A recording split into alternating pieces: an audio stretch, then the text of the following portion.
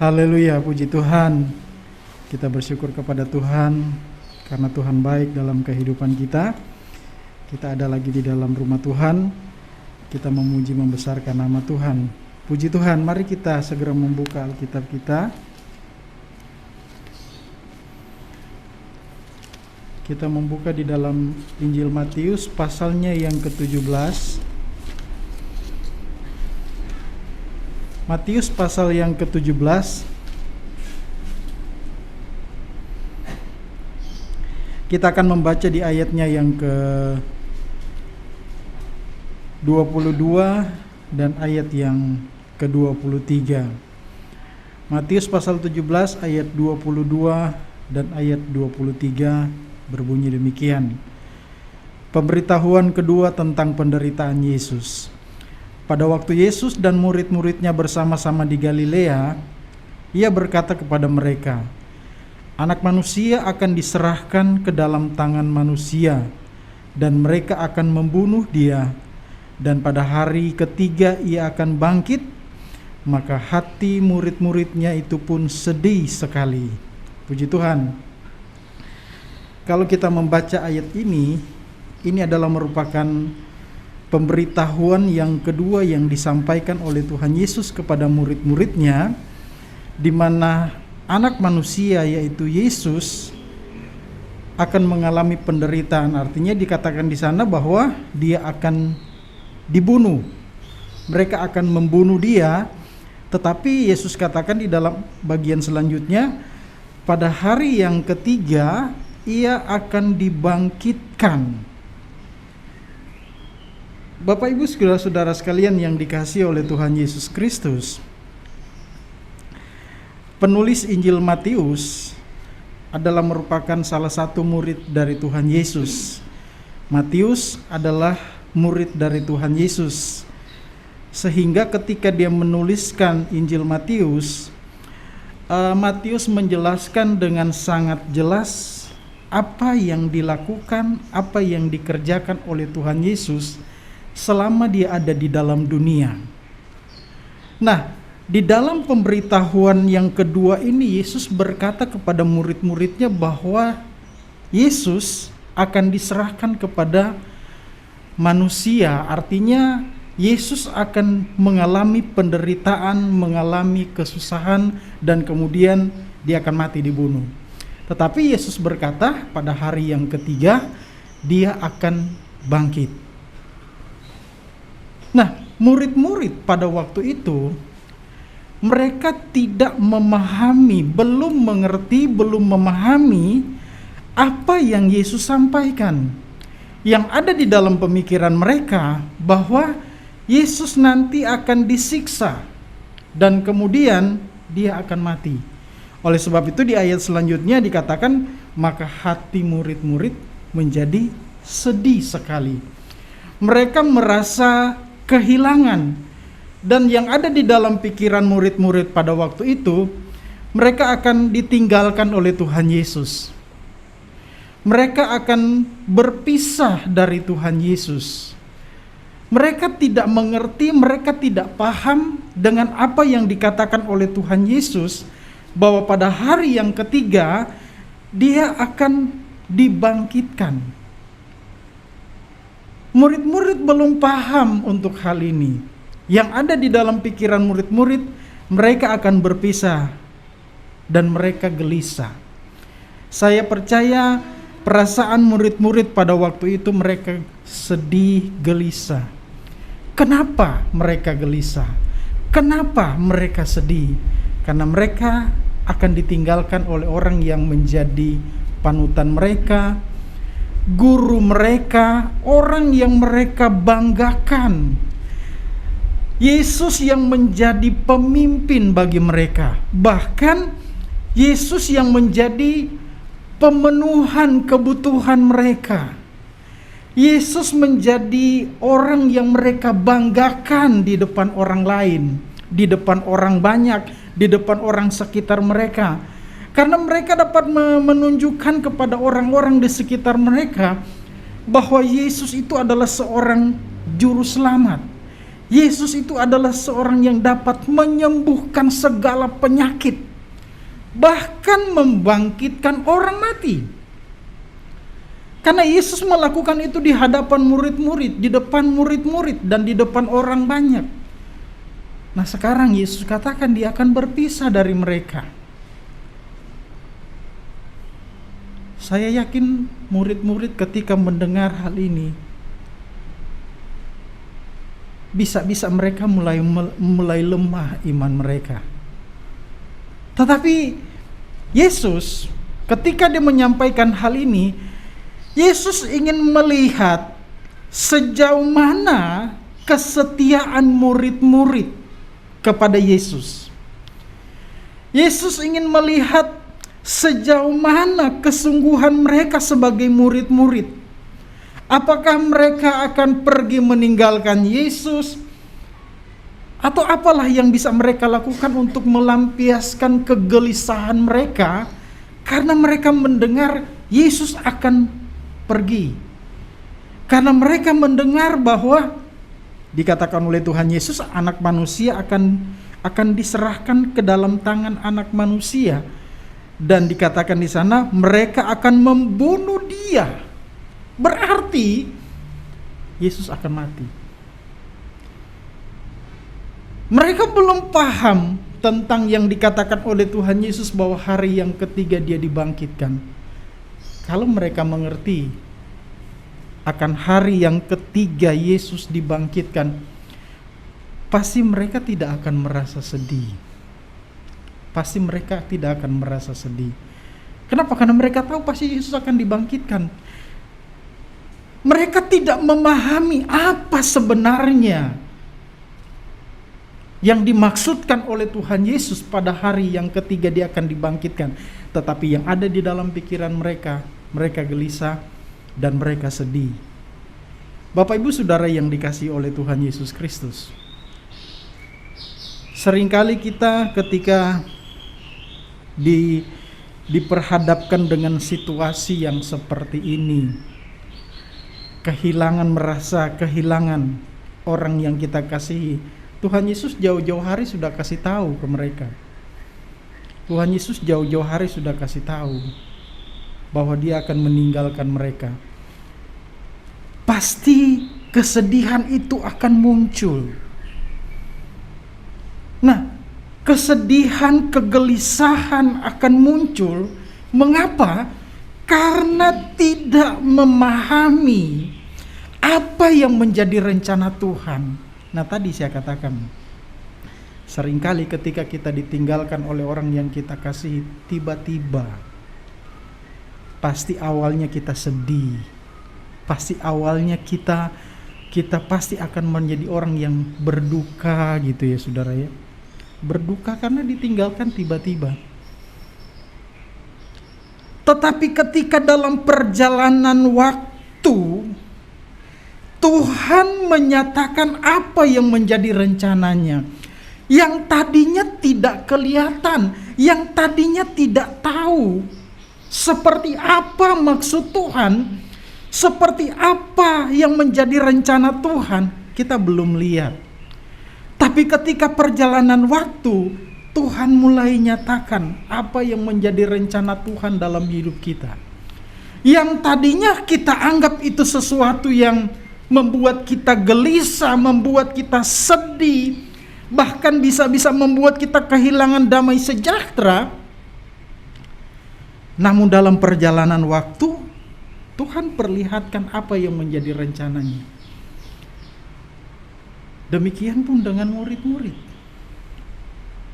Yesus baru menyampaikan bahwa dia akan dibunuh oleh orang-orang yang tidak suka dengan dia. Murid-murid sedih. Karena murid-murid tidak tahu ke depan apa yang menjadi rencana Tuhan. Apa yang menjadi maksud Tuhan dalam hidup kita. Kita akan berhadapan dengan hal-hal, mungkin bukan hal kehilangan atau apa, tapi seringkali kita berhadapan dengan hal-hal yang sulit. Seperti sekarang kita harus melewati masa-masa di mana kita ada dalam satu pandemi virus COVID-19 ini. Kita mesti jaga jarak. Belum pernah terjadi. Ya seperti Ibu Weri tadi katakan, Presiden bisa menyarankan masyarakat untuk belajar cuci tangan, jaga jarak, harus pakai masker. Sekarang semua warga harus divaksin. Wah, ini sesuatu yang bagi kita sesuatu yang baru. Dan kita semua pasti kaget. Dan banyak orang yang berkata, ini apa, ini begini seperti ini. Kita seringkali ketika kita berhadapan dengan hal-hal yang baru seperti ini, kita berpikir, waduh, apa yang terjadi ini? Sebenarnya, saya mau katakan bahwa ada maksud Tuhan, ada rencana Tuhan yang indah yang Tuhan akan kerjakan. Kita tidak tahu ke depan seperti apa, tapi yang pasti segala sesuatu yang terjadi di dalam dunia ini, Tuhan sedang melakukan rencananya yang indah. Tidak tahu seperti apa, tapi yang pasti Tuhan sedang melakukan perkara-perkara yang indah dalam hidup kita. Kita tidak tahu, tapi pasti Tuhan akan bukakan itu perlahan demi perlahan. Mari kita membuka di dalam Yohanes pasalnya yang ke-14. Dalam Injil Yohanes pasalnya yang ke-14. Di sana berkata begini di ayat yang pertama. Yohanes pasal 14 ayat yang pertama. Janganlah gelisah hatimu. Percayalah kepada Allah, percayalah juga kepadaku. Tuhan Yesus menerangkan, menjelaskan kepada murid-murid pada waktu itu. Dia katakan, jangan gelisah hatimu. Ketika kita berhadapan dengan hal yang sulit, yang memberatkan kita, yang membuat kita sedih, kita harus ingat bahwa ada rencana Tuhan yang indah. Oleh sebab itu Yesus katakan, jangan gelisah hatimu. Percayalah kepada Allah dan percayalah juga kepadaku, kata Yesus. Kalau kita menghadapi kesulitan-kesulitan dalam hidup kita, tetap percayalah kepada Yesus. Amin. Percayalah kepada Dia. Dia akan memberikan kepada kita pertolongan. Tuhan tidak akan membiarkan kita, Bapak Ibu Saudara sekalian. Mungkin saya pernah katakan di sini, seringkali kita berkata ketika kita sedang menghadapi hal yang sulit, kita percaya kepada Tuhan, tapi ternyata sepertinya pertolongan Tuhan itu kita tidak merasakan. Nah, seperti masa pandemi COVID ini, ada beberapa di antara kita yang terpapar COVID. Seringkali kita merasa, kok Tuhan gak menolong saya, kok Tuhan tidak melindungi saya. Padahal saya sudah menjaga sebaik mungkin, saya sudah setia kepada Tuhan, saya sudah melakukan apa yang berkenan kepada Tuhan. Tapi kok saya bisa kena COVID gitu. Banyak anak-anak Tuhan yang mengalami hal seperti ini. Seolah-olah Tuhan izinkan atau Tuhan membiarkan kita kena COVID. Tapi saya mau katakan kepada kita semua sore hari ini, jangan gelisah hatimu. Firman Tuhan katakan, jangan gelisah hatimu. Percayalah kepada Tuhan. Percayalah kepada Yesus. Dia adalah pembela, penolong kita. Kalaupun kita harus ada dalam situasi yang sulit seperti itu, yakinlah, Tuhan adalah penolong kita. Tuhan adalah pembela kita. Dia tidak akan membiarkan kita. Di dalam pasal 14 ini juga di ayat yang ke-27, di sana Tuhan Yesus berkata begini. Damai sejahtera kutinggalkan bagimu. Damai sejahteraku kuberikan kepadamu. Dan apa yang kuberikan tidak seperti yang diberikan oleh dunia kepadamu. Janganlah gelisah dan gentar hati. hatimu, kata Yesus. Damai sejahtera yang Tuhan tinggalkan kepada kita, yang Tuhan berikan kepada kita, tidak sama seperti yang diberikan oleh dunia. Tuhanlah yang akan memberikan kepada kita damai sejahtera itu. Jangan gelisah dengan keadaan sekarang ini. Percayalah kepada Tuhan. Damai sejahtera yang Tuhan berikan kepada kita tidak sama dengan apa yang diberikan oleh dunia. Dikatakan di sana, apa yang kuberikan tidak seperti yang diberikan oleh dunia kepadamu. Jadi apa yang Tuhan berikan? Damai sejahtera yang Tuhan berikan. Oleh sebab itu, janganlah gelisah hatimu. Haleluya. Jangan gelisah dengan apapun yang kita hadapi di hari-hari ini. Percayalah, Tuhan adalah penolong kita, pembela kita. Ada berapa banyak orang yang ditolong Tuhan, walaupun dia harus melewati situasi yang sulit, walaupun dia harus melewati, dia terpapar COVID-19. Tapi Tuhan membela dia, Tuhan menolong dia. Tuhan memberikan kepadanya kesembuhan, pemulihan.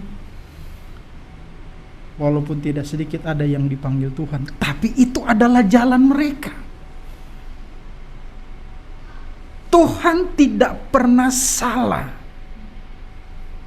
Tuhan tidak pernah salah mengizinkan kita menghadapi hal-hal yang sulit.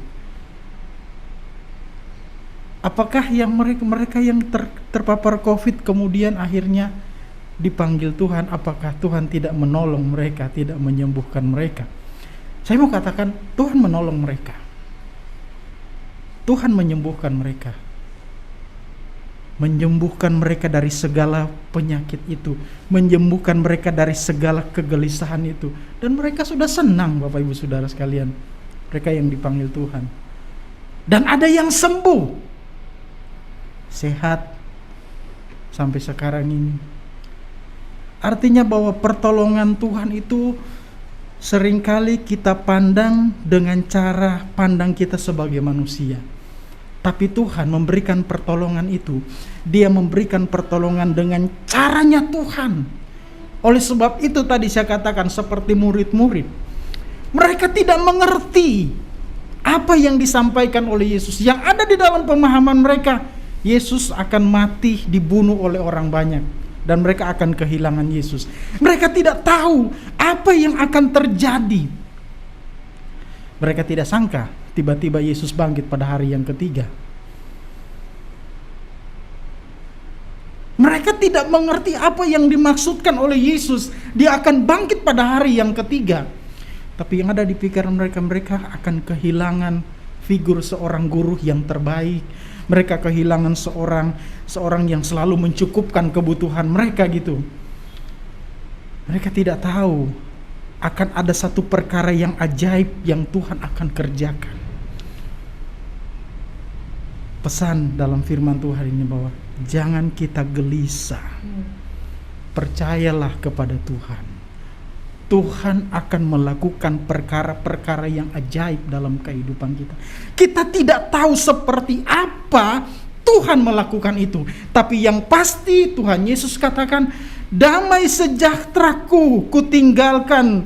Dikatakan di dalam ayat yang ke-27, damai sejahteraku kutinggalkan bagimu, damai sejahteraku kuberikan kepadamu, dan apa yang kuberikan tidak seperti yang diberikan oleh dunia kepadamu. Janganlah gelisah dan gentar hatimu. Janganlah gelisah. Jangan takut dengan situasi yang sulit. Percayalah, Tuhan pasti akan menolong kita. Percayalah kepada Tuhan. Percayalah kepada Yesus. Apapun yang terjadi dalam hidup kita, Tuhan sudah mengatur yang terbaik bagi kita. Satu hal yang harus kita miliki adalah kita harus percaya. Dalam Yohanes pasal yang ke-16, Yohanes pasal 16 di sebelahnya ayat yang ke-22, kita membaca di sana dia berkata begini. Kita baca dari ayat yang ke-20.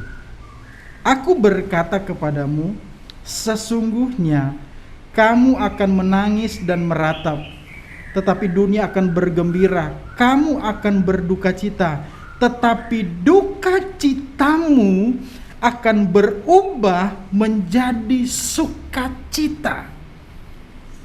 Yesus katakan di ayat yang ke-21, seorang perempuan berduka cita pada saat ia melahirkan, tetapi sesudah ia melahirkan anaknya, ia tidak ingat lagi akan penderitaannya karena kegembiraannya bahwa seorang manusia telah dilahirkan ke dalam dunia. Ayat 22, demikian juga kamu sekarang diliputi duka cita, tetapi aku akan melihat kamu lagi dan hatimu akan bergembira, dan tidak seorang pun yang dapat merampas kegembiraanmu itu daripadamu. Haleluya. Inilah jaminan bagi kita sebagai orang-orang yang percaya, Bapak Ibu Saudara sekalian. Memang duka cita akan mendahului kemenangan. Duka cita akan mendahului sukacita. Ketika duka cita itu datang, seringkali menutup mata rohani kita. Seringkali menutup pikiran positif kita. Tapi ketika dalam perjalanan waktu kita akan melihat Tuhan bekerja dengan indah. Duka cita diganti dengan sukacita. Penderitaan diganti dengan sukacita oleh Tuhan. Percaya kepada Tuhan. Apapun yang terjadi dalam hidup kita, tetap percaya kepada Tuhan. Sebab hanya Dia yang dapat menolong kita. Menolong dengan cara Tuhan yang ajaib. Menolong dengan cara Tuhan yang indah. Percayalah kepada Tuhan, maka Tuhan akan menolong kita. Haleluya. Puji Tuhan. Memang seringkali awalnya kita tidak mengerti. Murid-murid tidak tahu apa yang dimaksudkan oleh Tuhan Yesus pada hari yang ketiga dia akan bangkit. Tapi ketika mereka melihat Yesus bangkit pada hari yang ketiga, semua musuh dikalahkan. Kita mengalami kemenangan di dalam Tuhan. Puji Tuhan. Tuhan memberkati kita semua. Puji Tuhan, mari saya jemput kita berdiri, kita akan berdoa untuk firman Tuhan yang kita sudah dengarkan. Kita nyanyikan itu pujian. Kala ku cari damai, hanya ku dapat dalam Yesus. Kala ku cari damai, hanya ku dapat dalam Yesus. Ku cari ketenangan, hanya ku temui Yesus. Tak satu pun dapat menghiburku, tak seorang pun dapat menolongku. Hanya Yesus jawaban hidup. Kala ku cari damai, haleluya. Kala ku cari damai, hanya ku dapat dalam Yesus. Kala ku cari ketenangan, hanya ku temui di dalam Yesus. Tak satu pun dapat menghiburku, tak seorang pun dapat menolongku. Hanya Yesus jawaban hidup. Bersama Dia, haleluya. Bersama Dia hatiku damai, walau dalam lembah kegelapan. Amin, haleluya. Hatiku tenang, walau hidup penuh tantangan. Tak satu pun dapat menghiburku, tak seorang pun dapat menolongku. Hanya Yesus Sekali lagi bersama Dia, haleluya. Bersama Dia hatiku damai, walau dalam kegelapan. Bersama Dia hatiku tenang, walau hidup penuh tantangan, tak satu pun dapat menghibur. Oh haleluya, haleluya. Hanya Yesus jawaban hidupku.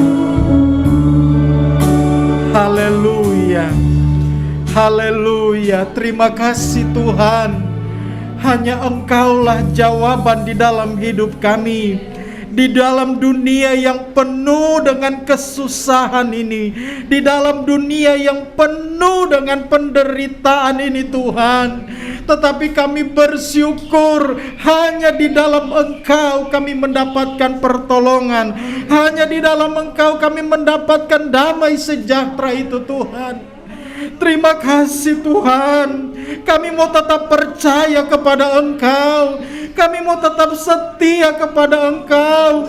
Apapun yang harus kami lewati, apapun yang harus kami jalani dalam hidup kami, hanya Engkaulah pertolongan kami, hanya Engkaulah pembela kami ya Tuhan.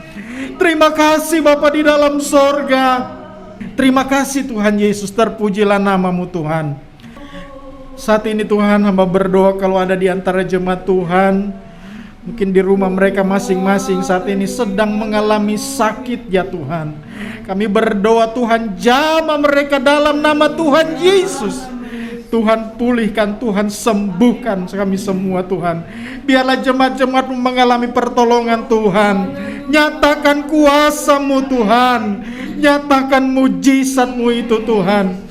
Terima kasih Tuhan, terpujilah nama-Mu Tuhan. Terima kasih. Terima kasih Tuhan. Kami bersyukur untuk apa yang Tuhan sudah kerjakan dalam kehidupan kami. Dan kami yakin hari-hari ke depan kami ada di dalam penyertaan Tuhan. Terima kasih Tuhan. Sidang jemaat Tuhan, terimalah berkat daripada Allah Bapa, cinta dan kasih sayang daripada Tuhan Yesus Kristus, pimpinan penghentaran serta persekutuan dari Allah Roh Kudus akan menyertai kita mulai saat ini, besok sampai selama-lamanya, sampai Tuhan Yesus datang kembali. Kita terima berkat ini dalam nama Tuhan Yesus Kristus yang percaya bersama-sama kita berkata, amin. Puji Tuhan.